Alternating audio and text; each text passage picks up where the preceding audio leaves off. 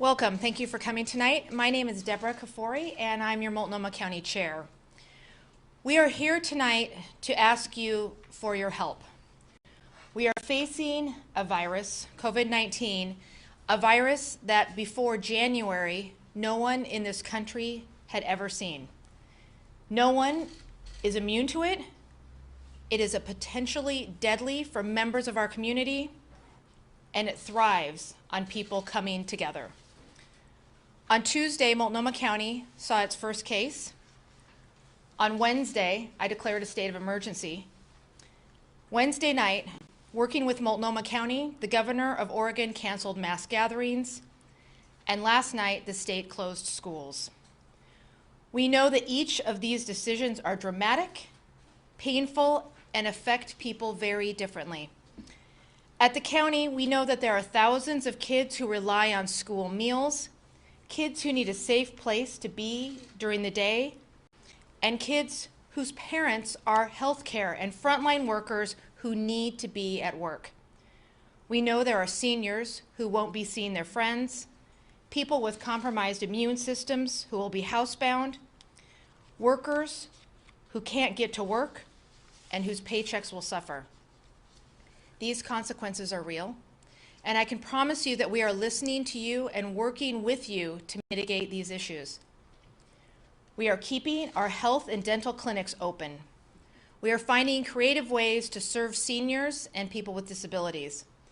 And we need to ask ourselves what we can do to help. Reach out with a phone call, drop off groceries, and stay connected even as we put space between ourselves and each other.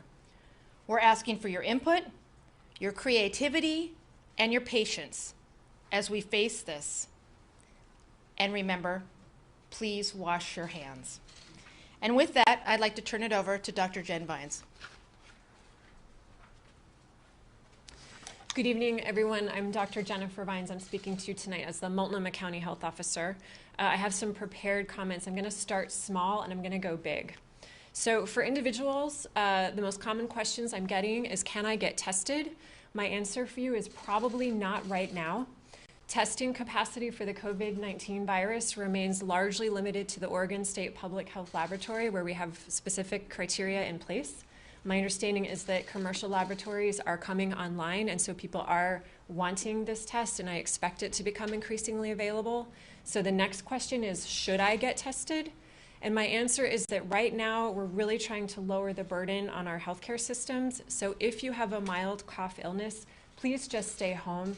Anytime you go into a healthcare clinic, providers need to put on special masks, special preparations to see you. Really, if you wouldn't otherwise seek medical care, again, I would say please stay home until you're well and feeling better for at least 24 hours. My message tonight for employers and businesses, and the common question is, will I know if someone I interact with has tested positive? My answer for you is probably not. Public health capacity is quickly narrowing to focus on the highest risk people and settings, so that includes the elderly, those with underlying conditions, long-term care facilities, shelters, and corrections. That is why we mean it when we say it. Stay home if you are sick, wash your hands regularly, and assume this virus is in the community. So for the community, again, this is a new virus. We don't have widespread immunity, we don't have a vaccine, and we don't have specific treatment other than the kind of supportive care that our hospitals can provide as people recover and fight the virus themselves. The good news is most of us will be fine. The majority of us will probably have a mild illness, but those over age 60 and anyone with underlying health conditions are at risk. And I have to believe that we all have people in our lives like that. So spreading people out means slowing the virus spread so that severe cases come in manageable waves. That is why we are supporting cancellation of mass gatherings, school closures, and other measures that limit the mixing of people. If we wait until emergency departments are crowded and intensive care units are full, it is too late for these to be effective. Our best chance at having healthcare available to people when they need it is to take these steps now. They work best when they are big and early. For the wave of illnesses we believe is coming, I am working directly with health systems to plan for a surge in severe illness. Part of that planning takes into account short supplies of protective equipment like masks, gowns, and gloves. I'll end my remarks by making sure everyone understands that you can help. You can help by looking at regular updates, following our basic guidance as best you can, and please channeling your creativity and compassion into getting through the weeks and months ahead. With that, I'll turn it over to my colleague from the Multnomah County Library. Good evening, everyone. I'm Valee Elke, Director of Libraries. In response to the COVID-19 pandemic and under the direction and guidance of the Multnomah County Health Department, all Multnomah County Library locations will close at 6 p.m. today until further notice. Closing public libraries in Multnomah County like this is an extraordinary measure. It's never happened in modern times, and we did not come to this decision lightly. We're asking that library patrons do not return library materials during the closure. We're hoping to make that easier for folks by eliminating late fines during this time, and we will keep people's holds on the shelf so they don't miss the book they've been waiting for. We encourage patrons to use digital library resources like ebooks, downloadable audiobooks, and streaming music and video through the library's website during the closure. We know how much this community loves its library. We know its services will be sorely missed by the people we serve. I want you to know that your library will be there for you once we've completed this difficult step to protect those around us. Thank you. And over to the sheriff. Good evening. I'm Sheriff Mike Reese, Multnomah County Sheriff. The outbreak of COVID-19 has far-reaching implications for all of us in public safety, including all first responders, corrections professionals, and our non-sworn staff. To be clear, there are no presumptive cases of COVID-19 among our employees at the Sheriff's Office or in our jail population. In response to the COVID-19 pandemic, local law enforcement leaders and public health officials have been communicating frequently to discuss interim policy changes. The adjustments are to ensure the health and safety of our workforce, those in custody, and our community. Also this month, former County Public Health Doctor Paul Lewis returned to specifically assist our agency in this effort, and he is providing us guidance and direction so that we can make informed decisions. Because of the risk of exposure, as of today, we are no longer allowing social visitation at our 2 jail facilities to help prevent any further spread of the virus. This will not impact professional visits. Those in custody will still be able to meet with their attorneys. They can still connect with their family and their loved ones in our jail facilities as they are already equipped with telephone and video conferencing kiosks. As you can imagine, practicing social distancing in a jail facility is challenging. We've opened an additional dorm at Inverness Jail to create additional capacity. Each year during the cold and flu seasons, correction staff allows for enhanced cleaning of our facilities and our dorms. Our employees and adults in custody are constantly encouraged to maintain good hygiene, and information is displayed in our dorms on monitors around the clock. This ensures everyone receives pertinent information. We're also aware that some justice-involved individuals may have compromised immune system and diseases. Because of this daily concern, we already have robust infectious disease procedures in place, and our staff are well-trained on personal protection equipment and policies and protocols to follow. Corrections health staff are also in our jail facilities 24/7, 365 days a year to assist us. Our patrol and in our facilities, we're limiting interactions among our staff and holding virtual roll calls and teleworking where possible. We don't take these decisions lightly. The health and safety of the adults in our custody and our staff is a top priority. And our agency is working closely with our public health partners to take necessary action to limit the spread of COVID-19. Thank you.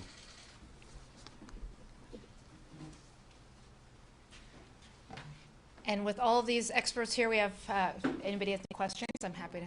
So actually, it's about the library. Yeah. So, and Bailey, can you Repeat the question. Absolutely. It's in the microphone.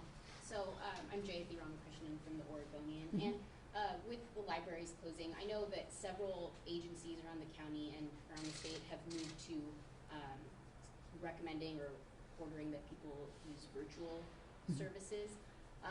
Can you put a number on how many people come to the library just to use Wi-Fi or to use the devices to access services like that, and how is that going to be impacted? So last year, I believe we had over, excuse me, you were asking, the question was about how many people use virtual services at the library typically. Last year, I believe we had over 2 million Wi-Fi sessions at our 19 locations. And every day in our 19 locations, most of our desktop computers are in use over the course of our open hours. And so with this closure, this indefinite closure, how will people, let's say, with law enforcement, Portland Police, and I'm not sure if you, but has asked that people move to online reporting when possible. How do you guys propose that things like that will move forward for people who may not have access to Wi-Fi or a device? So how will that access continue as we move forward? At the library, we have Wi-Fi available all open hours of the library. That will continue to be the case. Unfortunately, the buildings won't be open, but if people are able to get to a parking lot or near a library, that Wi-Fi will continue to be available. I understand also that some of the ISPs, the major ISPs, are making access free for certain individuals across the country, and we're very much supporting that, both locally at Multnomah County, but with our colleagues from around the country, because we recognize that public libraries are a major asset in terms of closing that digital gap. I have a question. How is this going to impact employees of the library financially? Our library employees, how is this going to impact library employees financially? Our library employees will continue to be paid. And some portion of those people will have work to do, either remotely or a handful in a building. We're still in the process of figuring out the details of all of that. So it won't cut into their sick time or vacation I haven't figured out all the HR details of all of that yet. We haven't, it hasn't even been 24 hours since we made the decision, so thank you though for the question. What's been the response, and this may be for somebody else, but there's one confirmed case in Multnomah County, and then today there was another case confirmed for an employee at the Wells Fargo building. I don't know if that is somebody who is among those 30 cases in Oregon that's already been confirmed, or if that's a separate case. So 2 questions. One, can you say whether that Wells Fargo employee is among the 30 cases? And then after that, can you just talk a little bit more about how Multnomah County's been responding to that one confirmed case? So the question is about confirmed cases in Multnomah County. So I'm aware of one confirmed case. There's a question specifically about a Wells Fargo employee that I can't field because we don't disclose that level of details. And I tried to share in my remarks that in general, people should just assume that the virus is in the community. So we would not be notifying employers, or at least putting our resources towards notifying employers of an exposure like that.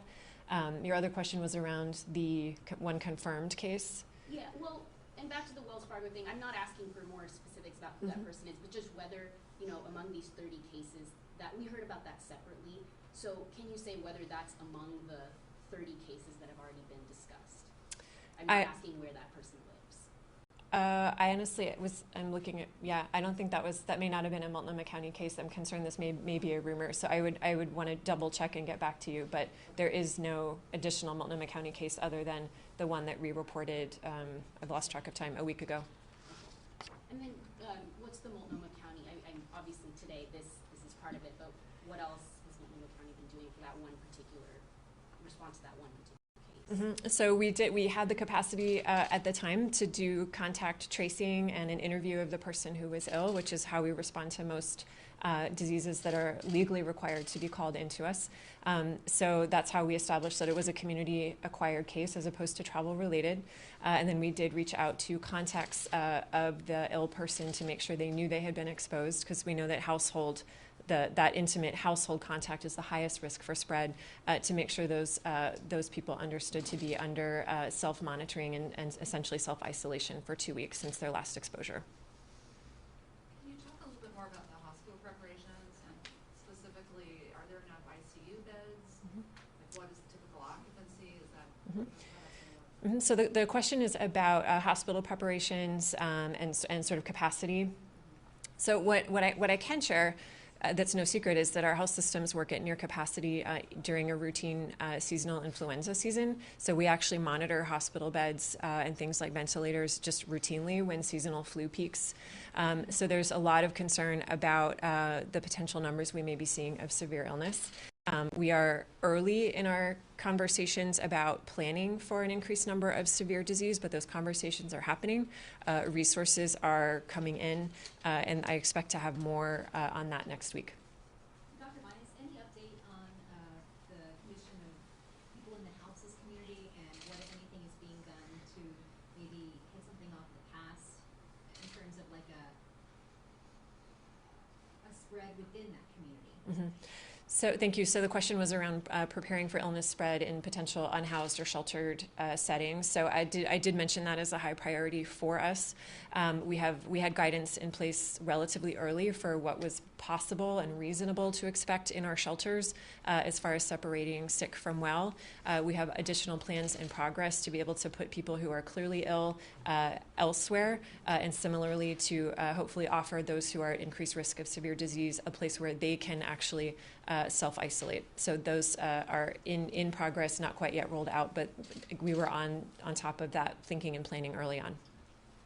On the topic of the houses community, Sheriff, I don't know if you can talk to this. Is there a plan to stop sweeps? Or are those going to continue? Do you know? Yeah, well, I can. The question is about sweeps, and Multnomah County does not do sweeps of our houseless community. I did want to, I'm sorry, did you have a question? I did. Yeah. With schools closed, libraries unavailable, and children not supposed to be around older people, are there any county resources available to help people who need childcare at this time? The question is about where children will go if they are not in school or in a library or in a community center. And I think that is a really crucial issue that we're all struggling with. It was one of the reasons why it's taken this long to close these institutions, because of how much they mean to families. I don't have the perfect answer for you at this time. We have all hands on deck right now looking at every option. We're calling out to local community providers, all of our partners. And as I said earlier, this is really going to take a community response. So I would say if you have the ability, if you have the means to have your neighbor kid over, have the kids play outdoors, wash their hands frequently, practice good hygiene. But if you have the ability to help out, now is definitely the time to do that. I wanted to ask a question, or have a question for Veli that came over the internet. The question is, can you, what change prompted this? 8 hours ago, we were told that the library was going to be open. Thank you. I would suggest that's simply an indication of how quickly things are moving. With the announcement by PPS and just the general direction that the local institutions as well as some of our colleagues across the country are taking, it just seemed like the prudent thing to do. I also wanted to follow up on the issue of the library staff. While some of the library staff will not be working in the libraries, we know that there is plenty of work to do throughout Multnomah County. Part of our efforts now are prioritizing to the highest need. So we know the highest need areas. We need people working in our critical command center. We need people working in our shelters to help our houseless community. We need people working in our clinics, because the clinics are still open and running. So we need to deploy those individuals throughout the county. So there will be a change in venue for some of our employees, but the mission, our work to serve the people of Multnomah County still continues. And the sheriff kiosk, somebody had a question about, for visitors and kiosk, is that going to cost money for people to access their loved ones? That's a great question. We have kiosks in our jail facilities that allow people to contact their loved ones that are in custody, and those visitations are free. So if you have a loved one that's in custody and you want to contact them, we're not allowing social visitation right now, but you can come in and use video conferencing or the telephone link to access your loved one. I have a question for you, Sheriff. Are you making any changes in how you're responding to calls in the wake of all this? So our patrol responses are not changing. If a person would like to have a deputy sheriff take a telephone report as opposed to coming to their home, we're happy to do that, and we've always done that, and we'll continue that practice. I think you mentioned at the beginning that dental and medical clinics are staying open, and then you're going to evaluate resources for seniors. Can you talk about that a little more? What kinds of things are you going to do for senior citizens and other compromised populations? We have a department of, the question is about seniors and other individuals with disabilities. Multnomah County has an entire department, the Department of County Human Services, and we have divisions within that department whose sole purpose is to work with individuals who are elderly and facing disability. So we still have caseworkers who are going to be going out, checking on people, doing the welfare checks that they have been doing. We're working right now to ensure that seniors who are homebound still will get the meals that they have been getting, and have some kind of socialization, whether it's even a phone call. And that's why I say it really takes the community. If people can reach out to their neighbor, call them on the phone and make sure that they're doing okay, just that personal touch. These are all the kind of ideas that we're going to need. And I also ask the community to come up with creative ideas. Please contact us if you have ways that you think that we can, as a government, help you help our community. Has there been, with the closures of the library and other large gathering spaces, do you know if there's been any exposure at county facilities? If there's been a person confirmed or somebody who's being tested right now has been at a county facility? I do not have that information.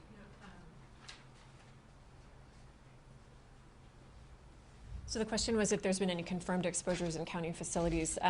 No known exposures in county facilities, but again, people should work on the assumption that the virus is in the community and circulating. And again, please stay home if you're sick, cover your cough and wash your hands. People are tired of hearing it, but those are the tools we have right now, in addition to spreading people out, again, to slow down this virus so that the most severe cases get the care they need when they need it.